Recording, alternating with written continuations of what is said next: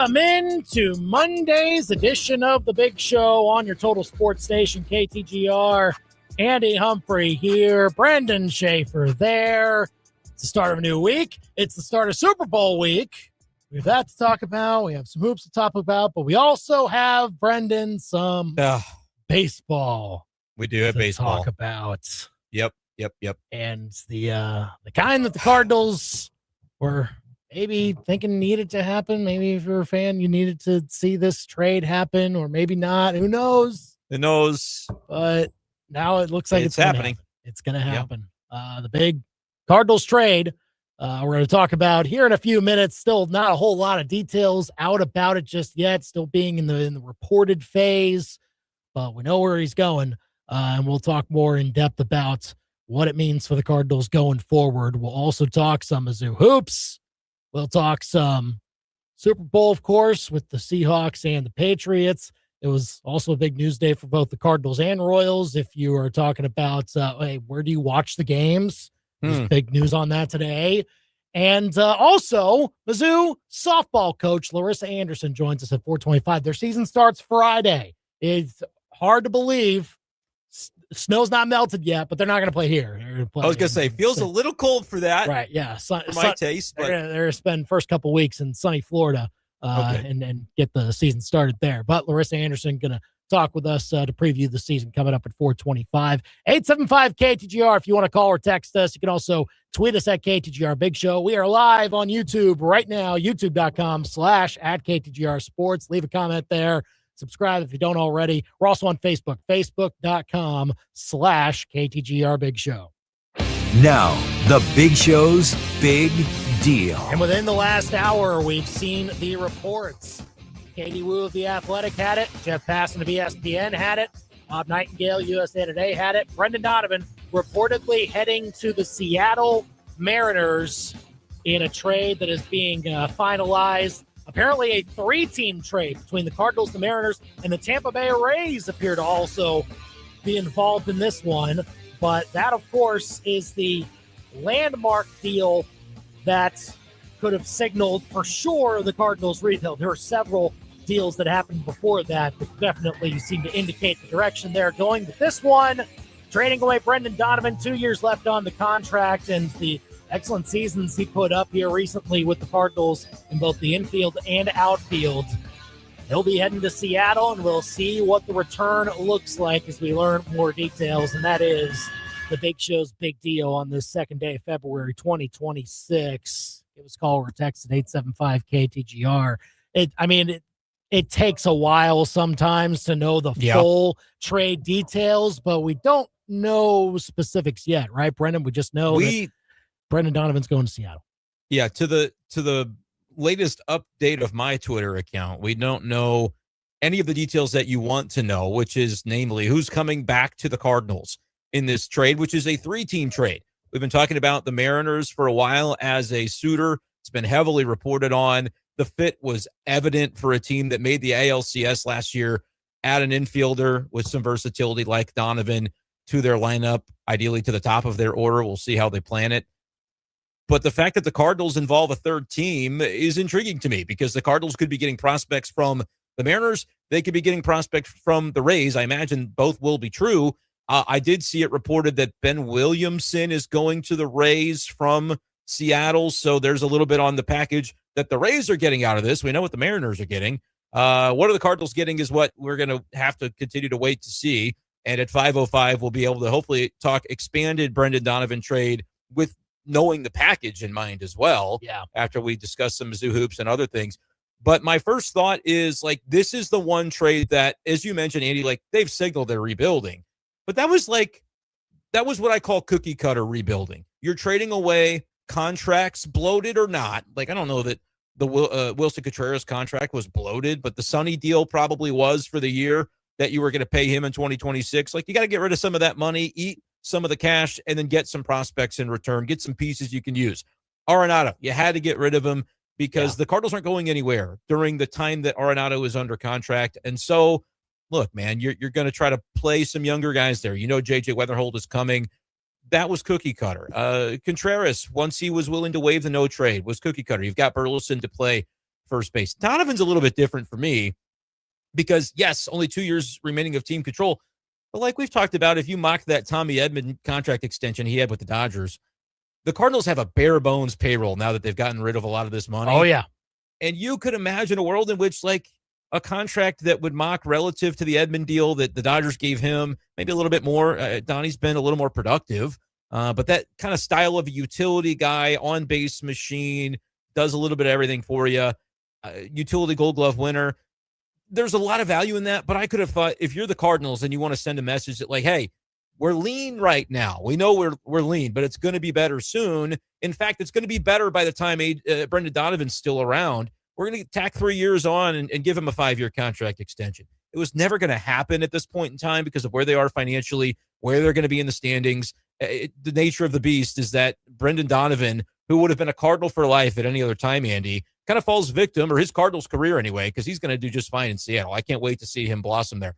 But his Cardinals career falls victim to the waning years of the John Mozeliak era going the way that they did, and Heimblum inherits this situation and says, hey, the best thing to do is to probably look at our guys that only have a couple of years remaining. Who among those players has just tried it through trade value? Well, it's Brendan Donovan. It's not Lars Nootbaar, who's had the injury concerns and didn't perform well this past season. It's the guy that has the all-star season that he's coming off of that half of the league should be clamoring with the Cardinals to try to pick up, and it ends up being the Mariners. And then I think the court of public opinion will remain out a little bit on this trade. I think people like the idea of the Cardinals committing to a direction, Andy.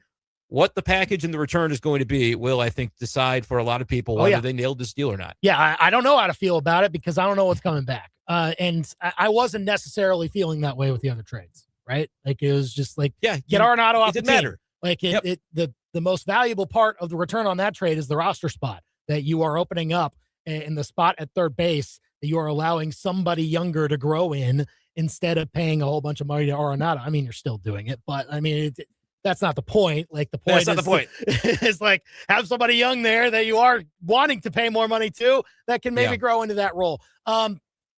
It is fascinating though, because again, like, it wouldn't have been all that clear cut to say, like, well, Brendan Donovan could still help this team now, and who knows what this team could actually be. We just know that it's going to be younger.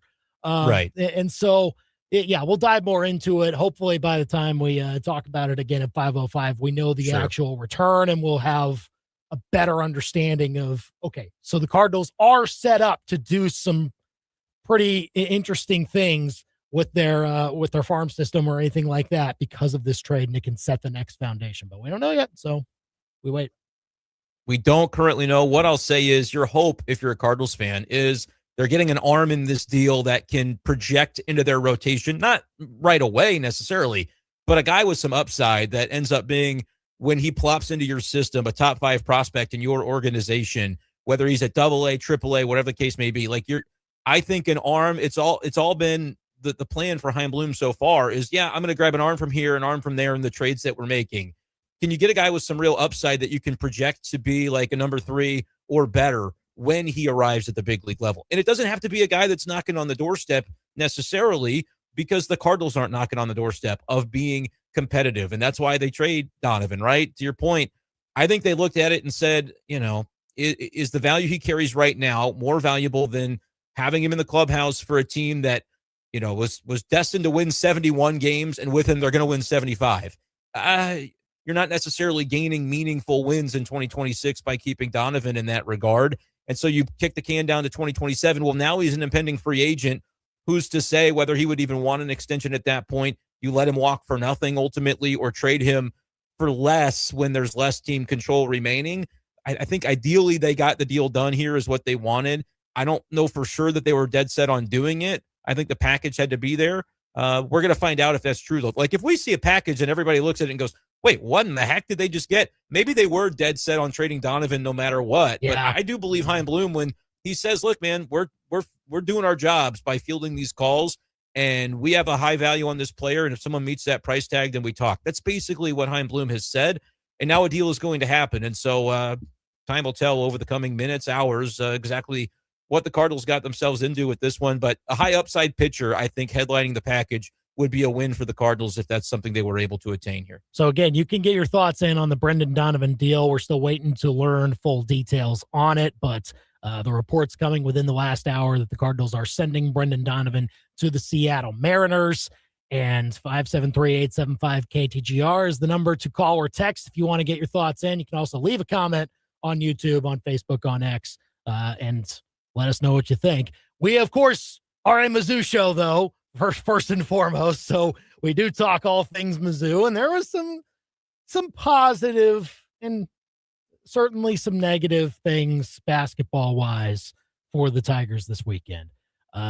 First off, they got a win. I mean, that matters. Like, they needed it, and sure, it didn't look all that great towards the end. They had to kind of scrape and claw to close it out. We were talking before the weekend started, like, let's maybe not see that this time. We saw a little bit of it in this game against Mississippi State, but Mizzou got the win. Great.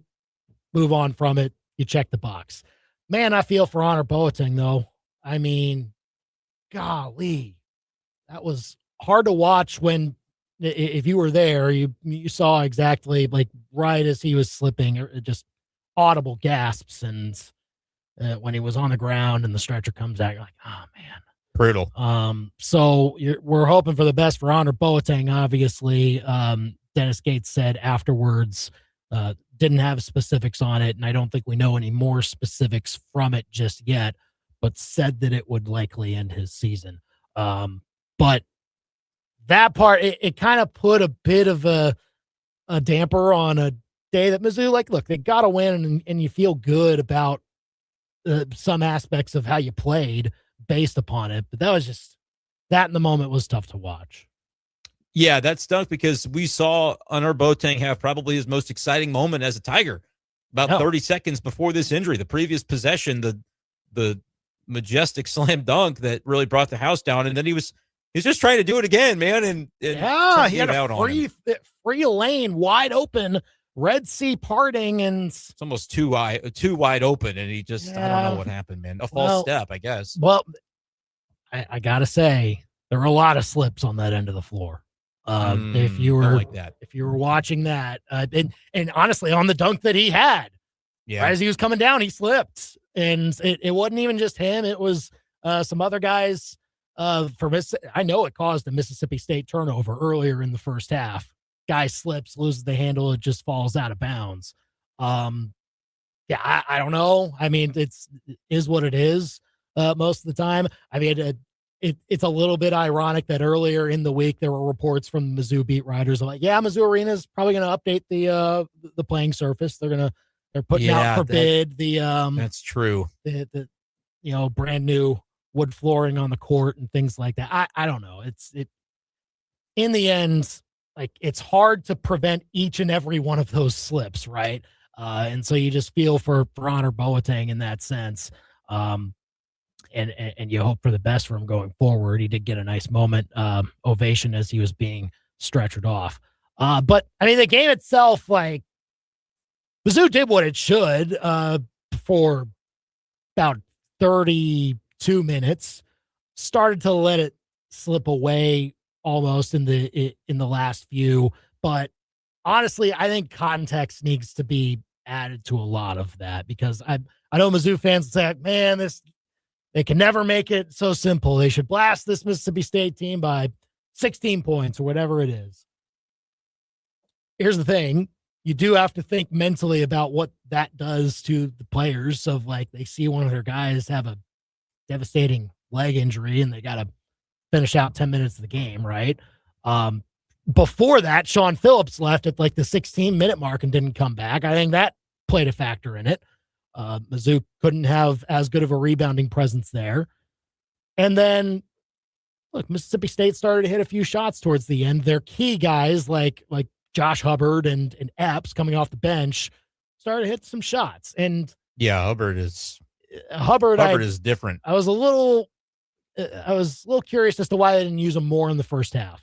He got an elongated break in the first half that were kind of like, where is he? Through all that, though, there was only one possession where Mississippi State had the ball in their hands with a chance to tie at any point in the second half, and that was the only one. Yeah, but they got it to 1 pretty late. I mean, it was one possession. It was a three-point game. It's pretty scary, though. I mean, from where it had been, it was not the closeout to the game that you wanted to see. However, I will be willing to attribute a lot of that to Hubbard as just a freak. And like you said, he didn't really make an impact in the first half, and he found his game. And I don't think Mizzou played demonstrably worse on defense on him in the second half. I think he just started to hit a lot of his shots, and that guy's been terrorizing teams in the SEC for 3 years now. And I truly, as much as I do agree, like, you'd like the margin of victory to be a little better. You'd like to not have it be a one possession game late after you held such a big lead. When you factor in that there was probably a bit of an emotional kind of headspace angle when it comes to the Boateng injury, the guys having to get back out on the floor and play after that you see him taken off on a stretcher, that probably factors in to your kind of intensity level down the stretch. And the fact that Hubbard is just as dang good as he is, I was just glad to see him get out of there with a win. By the time it was all said and done, I wasn't nitpicking as much of the how they got there to being, a contested game late. It was like, all right, at least you didn't have the unthinkable happen, because it was closer than you would have wanted it to be there for a moment. Yeah, I mean, you probably wanted to be a little better in the rebounding margin. They didn't lose it by much, only -2 in that sense. And so if Sean Phillips is on the floor at some point in the last 10 minutes of the game, then that probably doesn't happen. Free throw shooting was good. I mean, 25 of 33. And down the end, down the stretch as well. I mean, they hit a lot of, there was a Mark Mitchell 2 for 2. There were some trips to the line that had to happen to kind of ice this game and make sure it didn't go the other way. So that ends up being notable, because we've ragged on it when it hasn't been strong, and it definitely was where it needed to be in this game. And Trent Pierce inserted into the starting lineup, which I think was the right move, and I think that paid off, because he immediately in the game hit a couple threes, and Mizzou got out to a hot start because they had Pierce out there that has been shooting well from 3 recently, and they could have him stretching. And then Tio Barrett hit a couple of threes early, Brendan. It's been kind of doing that lately, by the way. This isn't the first game where we've seen one, kind of that little off the bounds type of creating the space himself. And if that's starting to get added into Tio Barrett's game, I'm not saying 40% a night or anything like that, but give me a little 2 for 4, 2 for 5 action. Right. I mean, that's 2 games in a row where we've seen him knock down a couple threes. I don't know. I don't mind that. You're looking for those extra sources of scoring for sure. So it's just like he's hardly ever been willing previously, and the percentages were low when he would shoot. And I don't know, he's knocking down a few right now. So I'd like to see that a couple times per game. Well, and now that he's shown it a few times of I can hit the shot and I'll occasionally shoot it. Well, then defenses are going to react and say, okay, well, then we can't be away from him when he's alone at the top of the arc. And then look, I don't know what he's going to be at the end of the season, but Anthony Robinson looked a little bit better too. It wasn't necessarily what Mizzou is asking him to be, which you can say whether that's fair or not, whether he needs to be more of a scoring threat, or whether they had to take him out of that role because the personnel didn't fit around them, and so they needed him to be a top scorer, but he's really more of that distributor type. Look, in this game, he only turned it over once. He was much better defensively, I thought. Just the energy was a lot better on that end of the floor for him. He got to the free throw line. Still need to be better than 5 of 8. But, I mean, the only shots he was really missing were 3-point shots. Maybe that's not necessarily in his game right now. But when he got inside, there were at least a couple of times where, he got to a part of his game where he's off the bounce, rising up from mid-range, and he hit a couple. I think this was not where Anthony Robinson needs to be the end of the year if Mizzou's going to be a tournament team. But it was a step in the right direction. It had been low bar to clear, but I think it should be acknowledged that he was better. Yeah, and look, with the emergence of what Tio Barrett is giving you, which I think is consistently good things, and we talked earlier in the season when it was, a big topic, and it is from game to game, the free throw stuff has been a big topic. We talked about how Dennis Gates has always wanted to see the guys get to the line, and we said that's maybe a bad strategy if you're not hitting your free throws, but getting the right guys to the line as a strategy makes sense. Now that Tio Barrett's getting minutes, well, he was at the line 8 times yesterday or Saturday and hit all of them. Yeah. So that's, another source of him being able to contribute for you as a scorer. He's emerging, and that may allow a guy like Anthony Robinson to settle more into the role that he had last year, where he's not the only kind of fixture as a ball handler. I think is something that could definitely help take a little bit of the heat off him, a little bit of the pressure off him, and just allow him to play his game and feel like he fits into the puzzle where he belongs. If he feels that way, maybe he plays with that kind of freedom and you see those strides being made. That would be definitely something that you're hoping to see continue from him. So, I mean, look, there's definitely not a whole lot fixed for this team, but I thought they took some interesting steps forward, even though the final score doesn't necessarily reflect that when Mississippi State made their final push. But the Tigers staved it off.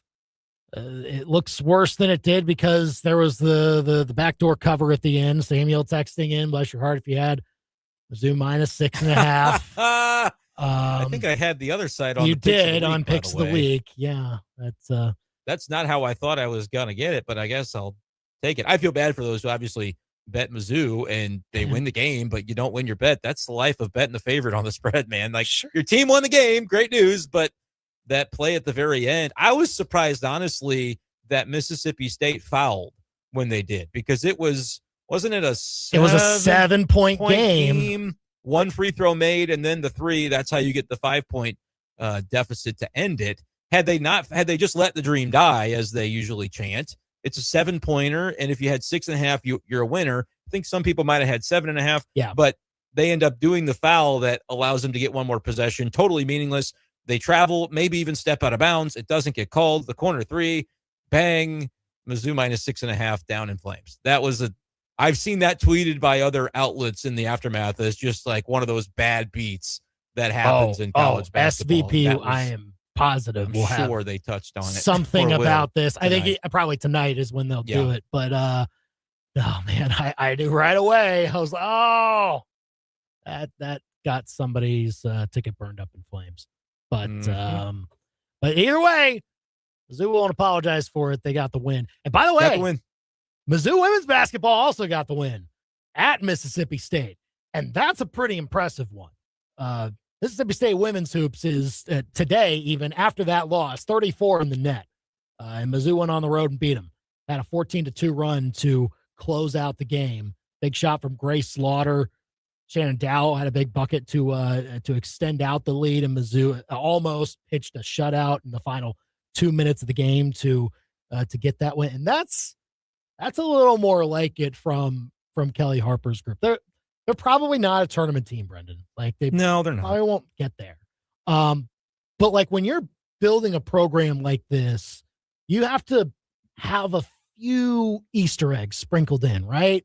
Like have a game that you're not expected to win, that maybe has a bunch of eyeballs on you, and you go out and win it. And then that starts to get the fans a little more interested, aware, bought into what it might be down the line once they get their players in. They got an excellent recruiting class coming next year. Like you need a few of those that are some of those like signature wins. And this might be one of them, but I think the goal, Brendan, would be to like, you've got a few more opportunities left in the SEC schedule. Maybe add another one of those signature wins to what they just did. Yeah. And just looking at the standings, there are 9 SEC teams ranked. By the way, 1, 2, 3, 4 of those are in the top 7 in the country. Oh yeah. In women's hoops out of the SEC. Georgia doesn't show as ranked. They're 4-4 in conference. That's the only team ahead of Mizzou in the standings that's not a ranked team at this point. Not to say that's how it'll finish, but like you're in a really tough league, and trying to kind of find your way into that line is certainly, I think, progress as you're looking to build up a program. Yeah, they'll get some opportunities here to build up the win total to past what it was last couple of years when they were really towards the bottom of the standings. So we'll see what happens there, and if they get another win that might surprise a few folks. But it was a good one for Kelly Harper's group yesterday. Hit some big shots down the stretch, and the Tigers get to 3-6 in conference. They'll be at Arkansas on Thursday night. That's a team that they played at Mizzou Arena and beat by like 35. So we're going to have a good chance, I think, to get another win there this upcoming Thursday night. 875-KTGR. Give us a call or a text here on the Big Show. We'll discuss more on the Brendan Donovan trade at 5:05. Get your thoughts in on it in the meantime at 875-KTGR. But up next, Friday marks the start of Mizzou softball season. Tigers will be in Clearwater, Florida to start off non-conference play in that invitational. And we'll talk to Larissa Anderson next about trying to bounce back from a year that they're not used to having, one that did not end in the NCAA tournament. Mizzou softball trying to get back there this year. Larissa Anderson, their head coach, joins us next on The Big Show. Breaking down the Tigers, Cardinals, Chiefs, and more like no one else. The Big Show continues next on KTGR. Hi, everyone. Andy Humphrey here for Advanced Tree Solutions. They are the tree experts in mid-Missouri.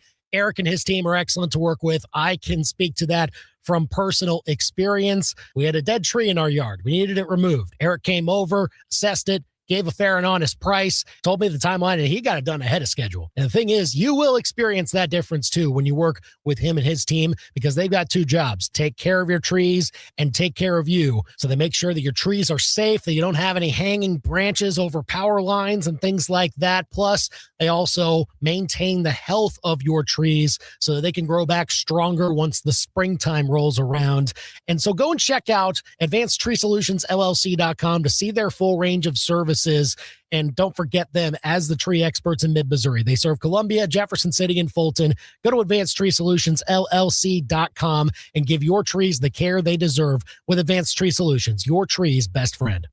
Lose weight or stop smoking with hypnosis, guaranteed or your money back. Hypnosis designed to destroy unwanted cravings, late night eating binges, boredom eating, and stress eating. Also, stop smoking with hypnosis. Hypnosis Tuesday, February 3rd at the Capitol Plaza Hotel and Convention Center in Jefferson City, or Wednesday, February 4th at the Holiday Inn, Columbia East in Columbia. Weight loss hypnosis 5:30, stop smoking hypnosis 8 p.m. Sign up at markpatrickseminars.com. That's markpatrickseminars.com.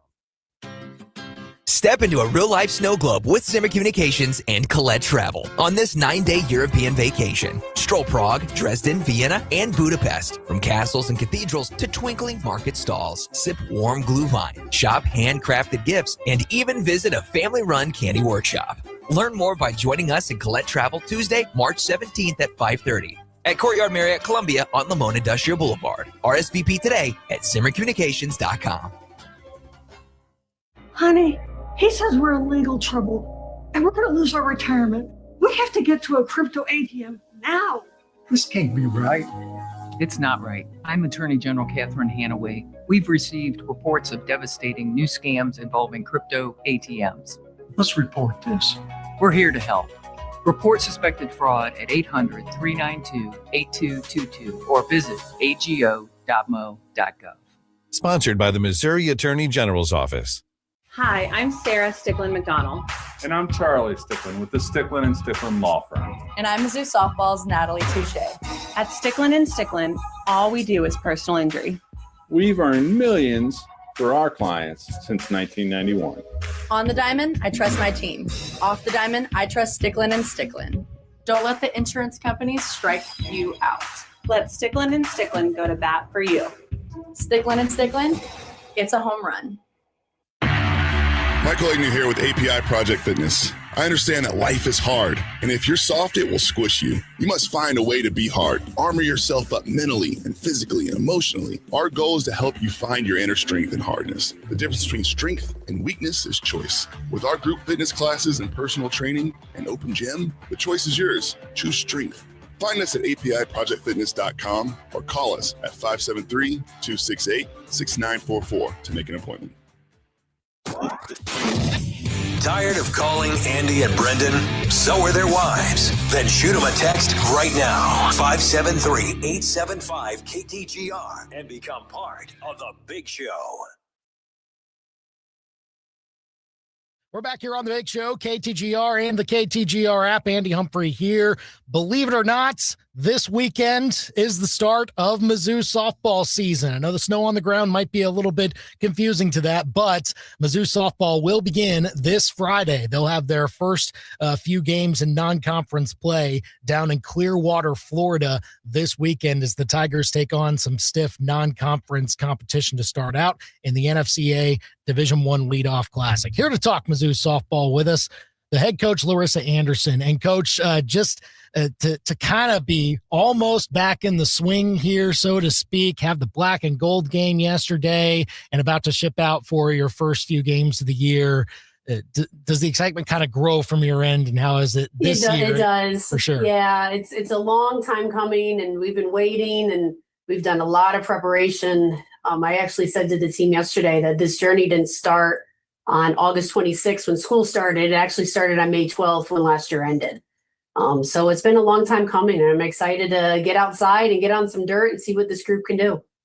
I'm sure. And so when you talk about how early it started, I'm sure that you wanted to get right back on the horse for thinking about 2026, considering how last year didn't go your team's way. I'm curious how, in a year where it was a little bit odd how it ended compared to the other ones, how do you kind of look to this year as, not only just clearing that bar, but also getting back to a standard that you had set earlier? A lot of it was reevaluating the staff. We pretty much had a pretty close to a complete overhaul of our staff, brought in a lot of new faces, brought in a new hitting coach, defensive coach, pitching coordinator, player development. So a lot of different pieces. And that's really where it started, because, we got to look ourselves in the mirror on, are we doing a good enough job to get the best out of these players? And as the head coach, I would say we weren't preparing them well enough. So it was reevaluating who we had on staff and bringing in some great, energetic, positive people. And they've been doing a really fantastic job since they got here on campus. Larissa Anderson, head coach of Mizzou softball here on the Big Show, KTGR and the KTGR app. And one of the big additions that we talked about there, several big additions, obviously. You talk about the number of positions that were replaced. I do wonder, with a full off season of seeing how Jake Epstein has worked with your hitters, how it has looked from your perspective, and what he has brought to the table of trying to clear their mindset and try to improve on last year. The biggest piece is him understanding everyone's, and not every hitter fits into one little cookie sheet. Everyone is completely different on what they can do, what their strengths are, what their weaknesses are. And that's what Epstein has really brought to our program. He works with the individual as a whole and what their strengths and weaknesses, what pitches they can handle, what they can't handle. So it builds a lot of trust. He's extremely creative, where every day doesn't look the same. So in challenging the hitters on different pitches, different pitch shapes, different speeds, I think our biggest weaknesses that we've had as an offensive team is we've chased the ball out of the zone, and we were really susceptible to a changeup. So that's really where he's emphasized is, let's control the strike zone. Let's not chase the ball out of the zone. The pitchers are already good enough. We don't have to make them that much better. So we got to recognize what pitches are strikes and what are not. And then how do we recognize off speed? So that's really the changes that I've seen, and I'm real excited to see it come full fruition. As you kind of see the group and the personnel that you've got this year to be making those types of changes, you obviously graduate a few players, and notably Julia Crenshaw, who's right at the top of your lineup, but you do add a transfer in Emma Jackson, and then you have some interesting freshmen to throw into the mix. So with both trying to have that type of homegrown mentality with your recruiting class, but also just a ton of returners to be able to work on some of the things that you're talking about. What's the strategy with you using them, putting them in the best positions as you kind of feel out this process here for your first few games or so? I will say it starts with our senior class and Kaylee Lenger and Sierra Harrison. They know what the standard is. They know what it feels like to play in front of your home crowd in regionals and super regionals. So it's holding everyone to that standard, regardless of what class you are and regardless of whatever happened last year. It's the talent allowing our freshmen to be as good as they are. So our seniors have embraced it. Our upperclassmen have really embraced these younger players. We are young. We're extremely young, other than our pitching staff, I'd say. And our freshmen are extremely talented. They don't know any different. Like, they just know how to play hard, and they're extremely talented. So it's going to be exciting to watch them develop. Larissa Anderson, Mizzou softball head coach here on the big show, KTGR and the KTGR app. Yeah, and so when you had kind of that similar spot last year where, a few freshmen got a chance to be in some key roles. With this year's group, do you see a similar type of situation for some of them, or do you have some holdovers that you want to try and see more time with first before you maybe turn to them? Addie Waits and Sid Forrester right now have been extremely impressive in our off season. And then you also have Sanaya Hill, who was a redshirt. She was a freshman last year, and she had an injury, so she was able to redshirt. So technically, she's another freshman. Dynamic players and very, very high energy, enthusiastic, like just fun to watch. So it's kind of like I can't screw them up. Like just go out and play. And it's like the pinwheel where you wind it up and they just keep going. Like, that's how those three players are. So, I'm excited for them. And I think we're going to rely on them heavily. For sure. You mentioned the experience in the pitching staff, certainly with Sierra Harrison, Marissa McCann getting a lot of the work last year as starters, and then maybe turning to other players like Natalie Touche. You go and get a transfer in Riley Michaelak, and as you mentioned, freshman class that could be contributing to that as well. How do you kind of see it shaping up early on, knowing that you'll lean on the experience, but also want to see what else you maybe have in those players? Yeah, I'm really happy with our pitching staff. We have 6 dynamically different pitchers, extremely competitive. They're in unbelievable shape. I'm really impressed with what their conditioning level is like and how strong they are. I foresee that we're going to be relieving for each other. I think we're going to get different arms in different possible situations because we don't have that true closer right now. So it's kind of trying to figure out what everyone's role is going to be. But I think we're going to rely heavily on all 6, and I'm not opposed to starting all 6 and relieving all 6. So that's just going to be fun to be able to manage that bullpen. And I'm sure that process, like what sticks out to you when maybe you say, hey, try and figure out which job you're best in, but what do you identify as like, okay, starter here, maybe reliever more so in these situations? Does that become apparent in the first few games, or how do you kind of evaluate that? I'm even evaluating that now. So we do a lot of inter squad. So who takes a while to get going? Is there someone who's not as sharp coming out of the bullpen in the first pitch of the game? But the more they throw, the stronger they get. So they're probably more of a starter versus the other kid that comes out of the bullpen and is just guns a-blazing, high energy, doesn't waste any time. That's your closer. So it's putting all 6 of them in those situations all throughout the entire January session to figure out where do they thrive, and knowing that if I do bring someone out of the bullpen, I'm probably not going to bring them out with runners in scoring position if they take a little while to get going. I got to give them a clean inning.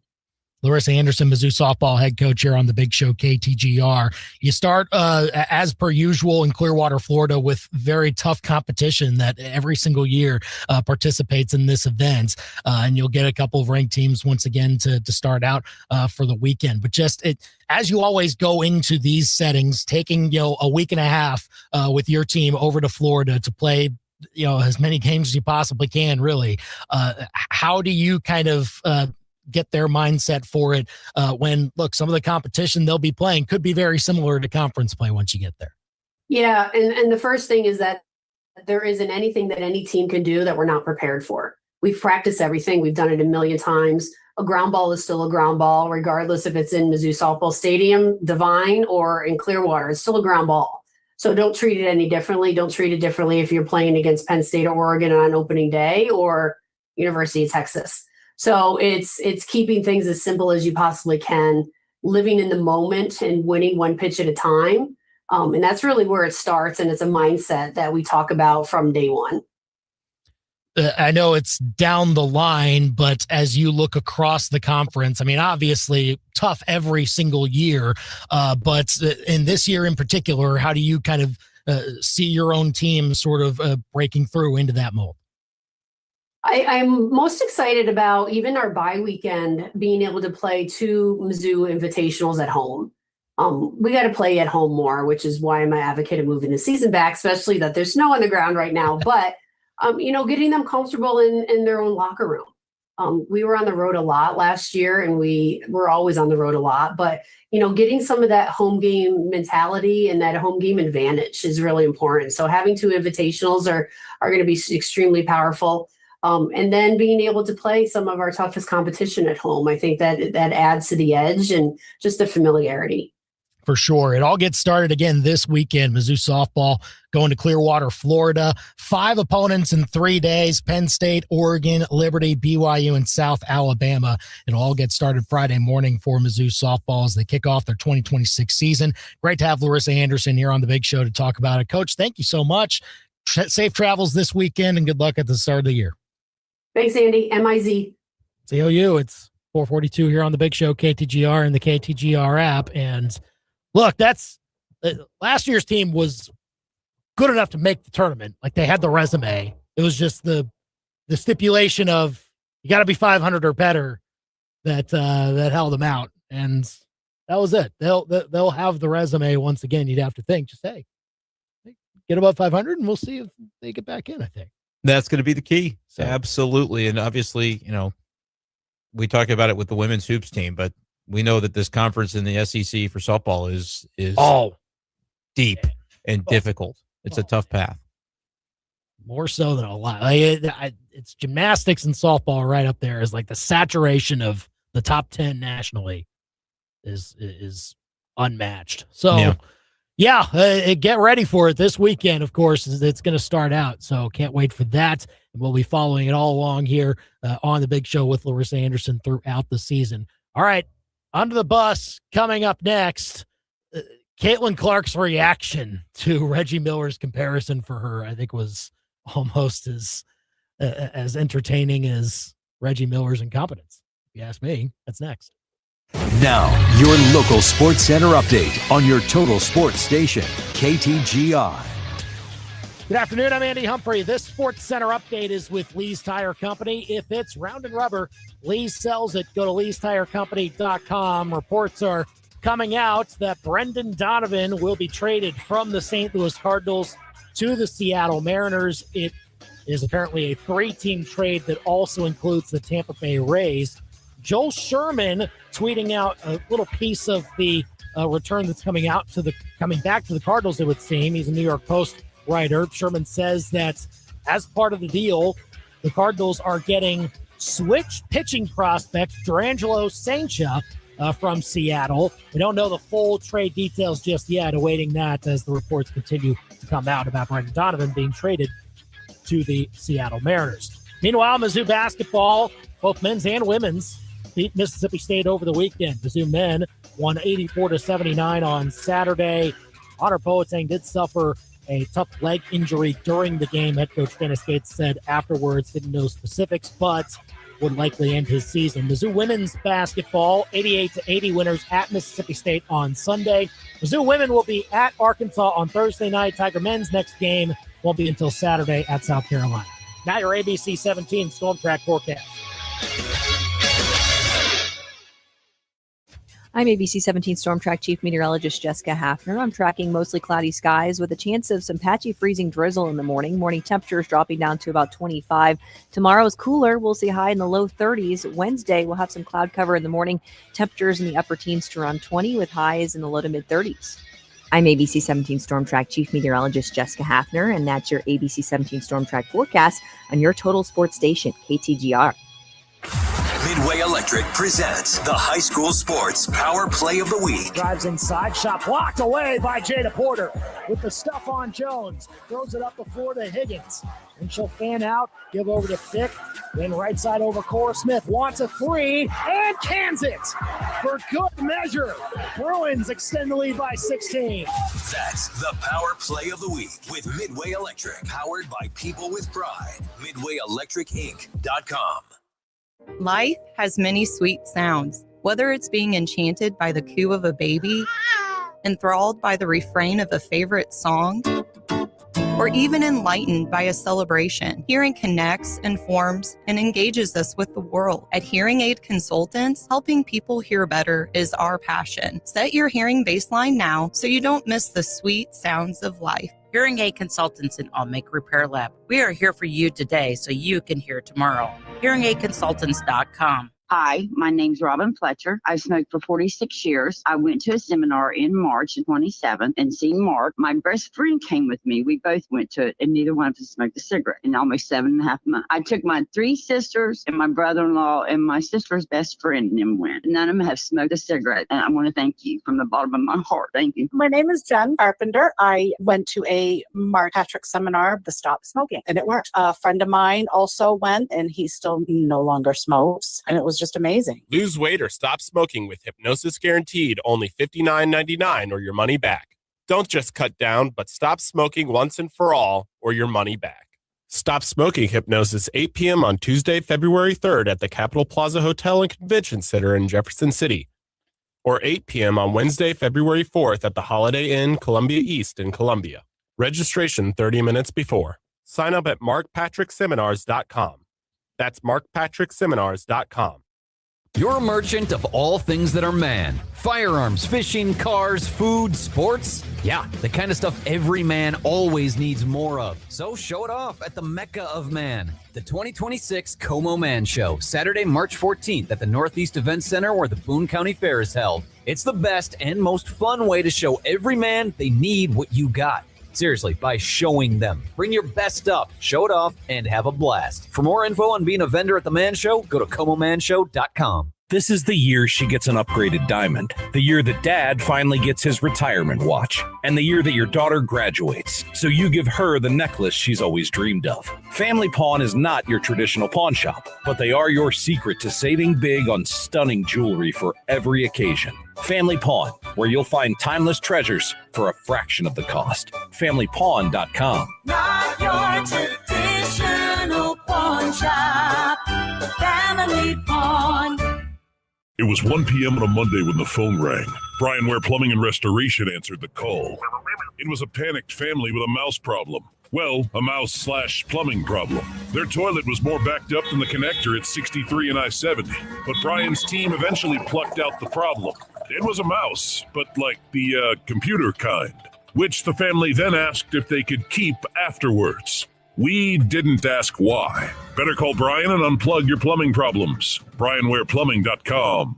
From elegant weddings to corporate lunches with flavor and flair, Courtyard by Marriott Columbia brings the party and the pros. It's the home of Main Event Catering. And with every event, you'll get an award-winning chef, full banquet staff, and drop-and-go options for any size crowd. And the event center holds up to 300 guests with 8 flexible rooms. If you need help, there's a Marriott certified wedding coordinator on staff too. Book now by calling 573-443-8000. If it's Mizzou sports, it's happening here. Now, back to the big show on KTGR. It's time to go under the bus on the big show. So Caitlin Clark made her TV analyst debut on NBC's Sunday Night Basketball. She was part of their studio crew. And so she was there along with, I believe, Jalen Rose and Reggie Miller. And I think it was Maria Taylor who teed up Reggie Miller to ask him, hey, who does Caitlin Clark remind you of in the NBA game? And Reggie Miller said, Peyton Pritchard. Really? Really?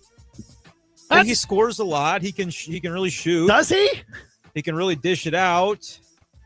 I guess I didn't realize that he's averaging 16 points a game this year. That's no, pretty Peyton good. Pritchard's pretty not a walkover, but I mean, you know, I'd pick somebody else, somebody a little more legendary, if you will. Maybe who's the best player? Who's the best guard in the NBA now? That would be your comp. Yeah, I would say. I'd say so. Peyton Pritchard did not realize that he was sixth man of the year in the NBA, so I'm not trying to disrespect Peyton Pritchard, but I'd still kind of think of him as he's that guy from Oregon. Yeah, I don't think you are up to date on the Pritchard stuff. I No, gotta I'm say, not. you're trying to clone my guy. No, I understand that Pritchard he definitely made a name for himself in the NBA Finals for hitting all kinds of long shots at the buzzer. First, like, made that a specialty. And that was why Reggie Miller was trying to pick him out, because Caitlin Clark also just pulls up from anywhere and usually makes it and stuff like that. But that's not the full encapsulation of Caitlin Clark's game. Yeah. So, I think, and Caitlin Clark's reaction when she turned to Reggie Miller, who I'm sure she has looked up to so long, growing up playing basketball, and she hears Peyton Pritchard out of that man's mouth, and she immediately goes, "What?" She didn't really lay that on with her reaction, but you could tell she was trying to hold it in, like, "What? Yeah. What are you doing?" Yeah. Like, she doesn't want to disrespect him herself, right? You know, you got to have to be careful about that. But yeah, that's good. That's a fun one. Still kind of a Under the Bus. maybe Caitlin Clark will be good at this TV thing because she was able to hold in what her real reaction to that would be. Also, under the bus to Rick Barnes. You should not be joking about this, buddy. I mean, he did try to retract it as much as possible, but in his post-game, Tennessee won, I believe, against Auburn, but I guess there were some moments where it was maybe a little bit not quite in their hands. Rick Barnes said that there were some passes that his team was making that thought, like, oh gosh, maybe my guys are betting on games. Oh, I'm sorry, I shouldn't have said that. I shouldn't have said that. I really shouldn't have said that. I apologize. Wow. I'm sorry. No, sorry, you said it, man. And that is not a joke that you should be making for the sport that you coach right now. My goodness. Yeah, it's I'm glad he did. I think it's hilarious, but you always kind of have to wonder nowadays when you see this stuff happen. That's your first question. Well, is that fishy? Should I be worried about that? And so, as the coach, you probably just ought to stray away from involvement. But sometimes that mechanism where you think you can say something funny, right? You just gotta go for it sometimes, and I guess that's what he did. I suppose so. He immediately felt bad about it, but the room was still kind of laughing, and it's like, but it's kind of nervous laughter from what I thought, like, and then Rick Barnes tried to change the subject, obviously, but Under the Bus. Definitely not something to be joking about, especially for the sport you're in and for the team that you coach. You're coaching a good team in this one. Maybe try joking. It's time for the sweetest thing in sports on The Big Show. Well, Zion Young had a great week of practice at the Senior Bowl, and he backed it up in the actual game, too. Was named the MVP of the American team.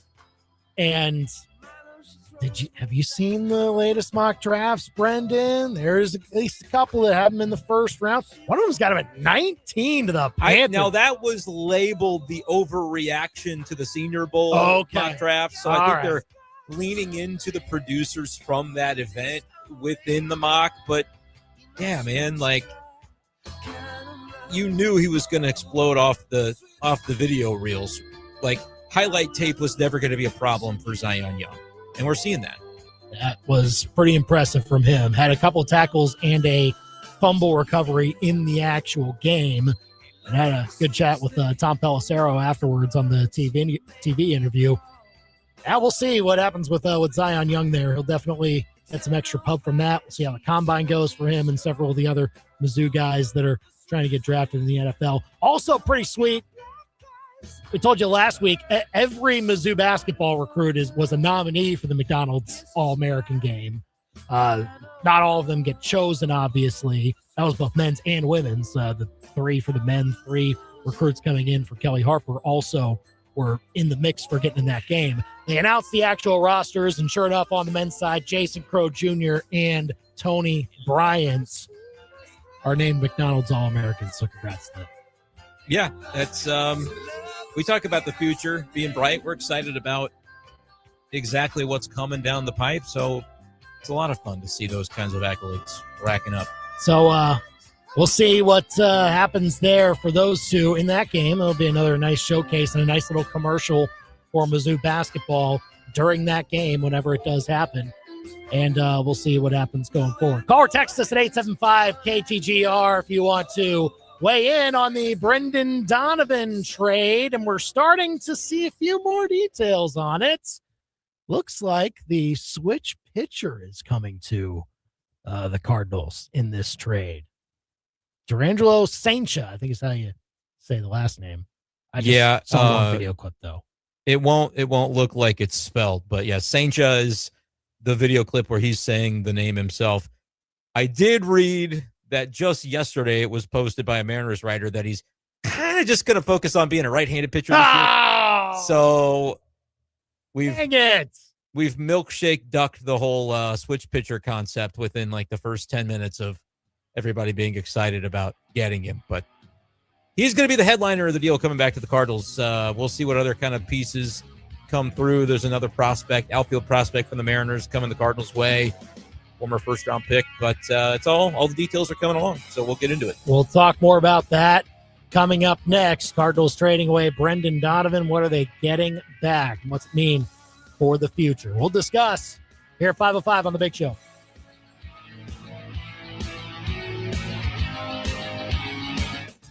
Hey, y'all, it's Molly from Billiards. And this Sunday, the Superb Owl is back. Who will you be rooting for? At Billiards, we've had a burger called the Love Story for years. And it's so good, it'll turn your head. It would be wise to come and watch the Superb Owl at Billiards on Sunday. Boogie on down for burgers and beer. Billiards on Broadway. 'Tis the season for love. In this month's issue of Inside Columbia magazine, we've got the Valentine's Day guide for those who are single, already taken, and it's complicated. Meet 2 local business owners who are redefining hospice and elder care. Plus, go behind the scenes and see how this issue came together on our Instagram page at Inside Columbia. This and much more in Inside Columbia magazine. Get yours at break time convenience stores or subscribe at InsideColumbia.net. Would you care for some nightmare fuel? It's 5 a.m., and while you're still shaking off the cobwebs from the previous night's snooze, something else is lurking in another web. Time for a shower. Reach down to start the water, and it's a spider. 8 eyes watching you, and now 8 legs coming right for you. You know what you need? 5 stars. Not like throwing stars, although to be fair, you'd use just about anything to kill that dastardly shower spider. All you need is a 5-star service plan from Steve's Pest Control. Steve scares the life out of pests. Oh, who are we kidding? Steve and his team don't scare them, they kill them. All of them. And because your fear of spiders, wasps, termites, and other insects is very real, Steve's is here to let you know that he and his team are real too. They're not some corporate conglomerate. They're legendary, local, and 100% real. Hi, I'm Steve with Steve's Pest Control. We're going to solve your pest problem. I guarantee it. Now you got a friend in the pest control business. Steve's Pest Control. KTGR AM Columbia, KTGR FM Fulton Columbia, K286CL Columbia, in Missouri's total sports station. KTGR Sports Center. I'm Christine Lisi. When it comes to the future of quarterback Matthew Stafford, Rams coach Sean McVay is cautiously optimistic. McVay asked whether he expects Stafford to return in 2026, said he doesn't have a timetable for a decision, but is hopeful he'll be back. The Rams set to begin what McVay said will be an extensive search for their next offensive coordinator after Mike LaFleur was hired as the Cardinals' new head coach. Another change expected for Arizona this offseason, moving on from quarterback Kyler Murray. And he will find another team, believes ESPN NFL insider Dan Graziano. Maybe he's the guy Minnesota brings in to provide some level of competition for J.J. McCarthy. Maybe he's a guy that the Browns look at. They just hire a head coach in Todd Monken who's worked with a mobile quarterback, obviously, the last couple of years in Baltimore. So I do think there are plenty of places where he could land and get a shot, at the very least, to be the starter next year. ESPN's David Purdum's reporting an arbitrator ruled in favor of Heat guard Terry Rozier in a salary dispute with the NBA that arose after he was federally indicted in a gambling investigation. His salary, which had been held in escrow, will be released. ESPN Radio is presented by Progressive Insurance, making it easy to save money. When you bundle your auto policy with home, condo, or renters, you'll earn a multi-policy discount. Easy to bundle, easy to save. Visit progressive.com. From Faro. 15 to the 10, to the house. Bush. Back to the wall. And it's got her. And Arrowhead. Touchdown! Kansas City. To your speakers. This is the big show, baby. Get fresh takes on the biggest sports stories in mid-Missouri. Right now, this is the Big Show with Andy and Brendan on KTGR. So, Brendan Donovan being dealt to the Seattle Mariners. We know a little bit more about what's coming back to the Cardinals in this 3-team deal. Cardinals, Mariners, and Rays all involved with it. We'll talk about the two prospects that are that we know for sure are coming to St. Louis through the reporting. Call or text us with your thoughts on it. 573-875-KTGR. As Brendan Donovan is no longer going to be a St. Louis Cardinal. We'll also talk about, start of Super Bowl week. There's also some news on both the Cardinals and Royals front on how you consume the games going forward. So a lot to discuss in this second hour. You can also get some Mizzou thoughts in from there. Good weekend in hoops, 875-5847. But first, it's 5 o'clock. It's time for the Top 5 at 5 on The Big Show. Number 1. If you want to trade away for curtain number 1, you can have curtain 1. All right, so this is all developing as we go here, but Brendan Donovan is no longer a St. Louis Cardinal. He's heading to the Seattle Mariners in a trade package that includes, say it with me now, Durangelo Sanger, a switch pitcher from the Seattle Mariners. Ty Pete is a former first-round pick, reportedly coming to the Cardinals. He's an outfielder, has not been particularly productive. The Tampa Bay Rays were involved in this trade as well. We know that Ben Williamson is going from Seattle to Tampa. We don't really necessarily know. Are the Cardinals sending somebody else to Tampa? Is Tampa sending anybody to the Cardinals? Still to be seen, and I think it matters because... Number 2. Number 2, your timing is impeccable. Brendan Donovan was the Cardinals' best player, and to trade him with 2 years of team control really does signal the full scale of the rebuild that the Cardinals are in the midst of. When you traded away the veterans on bloated contracts, that was just good business. Now you're trading away somebody that would have helped you win ball games for the next 2 years, and really a contract extension for him I don't think would have been too expensive. So I will wait to see the full deal on what the Cardinals end up getting, but this starting pitching prospect from the Seattle Mariners right now seems to be the headliner and may end up being the only headliner. Time's going to tell. Number 3. Mizzou men's basketball on Saturday got a 5-point win over Mississippi State. Yeah, it was only 5 points. Would have been 8 if not for a buzzer-beating three-pointer that, cost some people when it comes to the point spread. Josh Hubbard, he came alive in the second half for the Bulldogs. That's why I think one of the main reasons that the Tigers didn't win it by more. But he's a really good player, and so I'm okay with it. The fact that it wasn't a blowout victory, as long as they beat South Carolina, it's no big deal. Bad news from that game, though. Annor Boateng, probably a season-ending injury that he suffered. You hate to see that. Number 4. Oh, shanked it.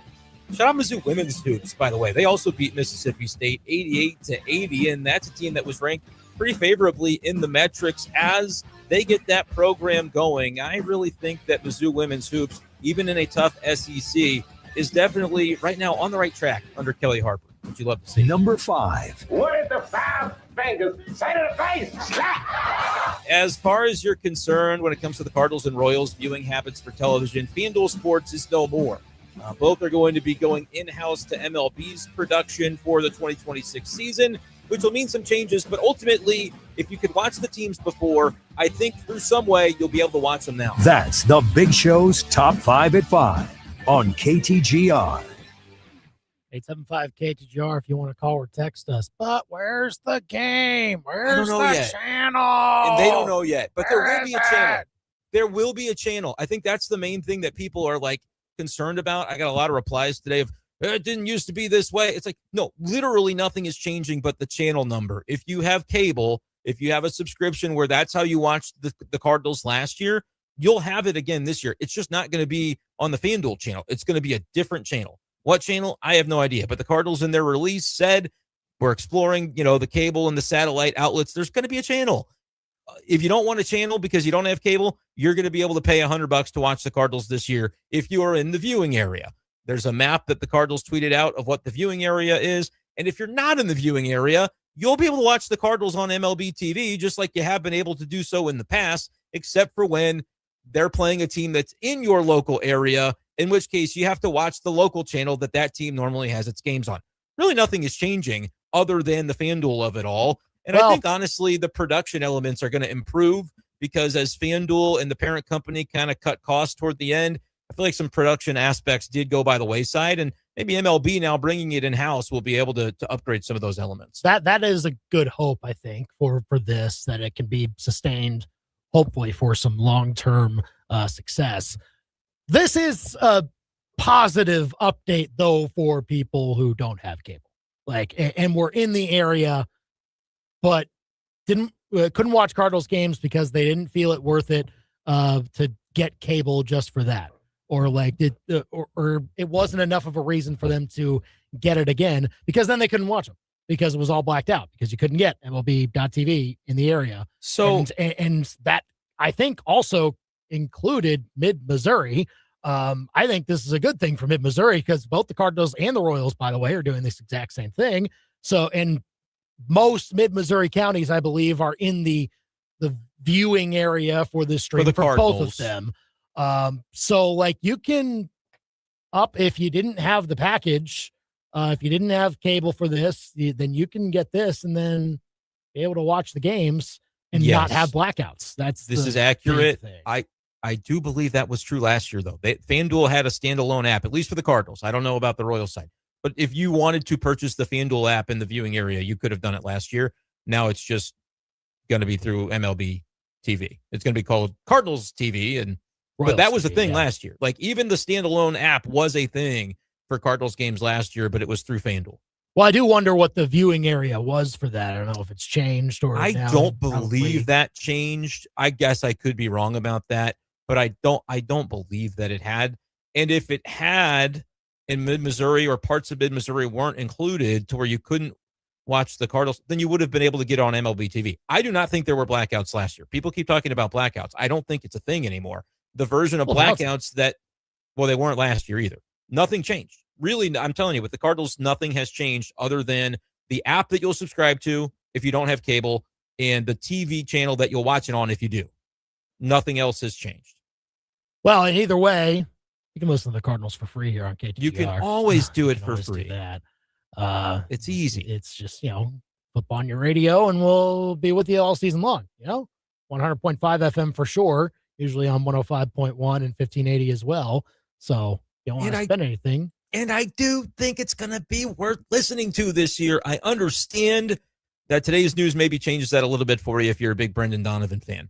But I also think this is you're getting on the ground level now. Whatever the next era of Cardinals baseball is going to be, we're going to all find out together because they're making those rebuilding types of trades. And we know reportedly one of the names coming to the Cardinals is Jurrangelo Cijntje. You'll read it and it won't look like that.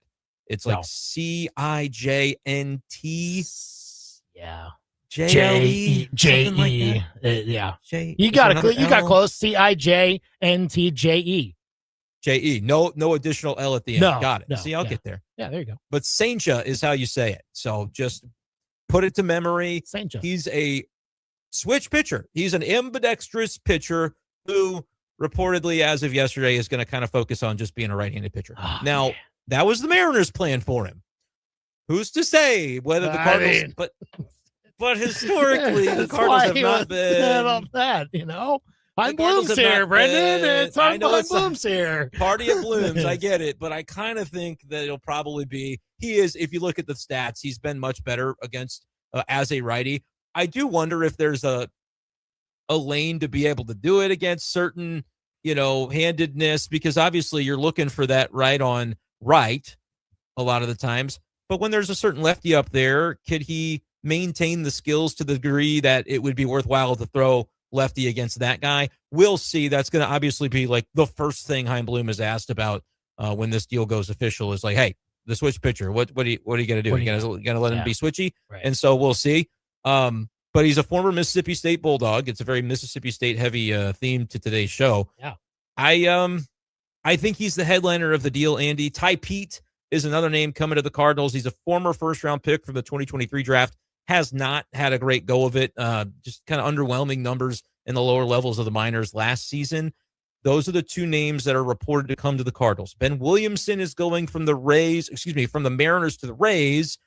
We don't really know. It's not been reported that I've seen what else the Rays are doing in this deal. My guess is they're sending somebody to the Cardinals.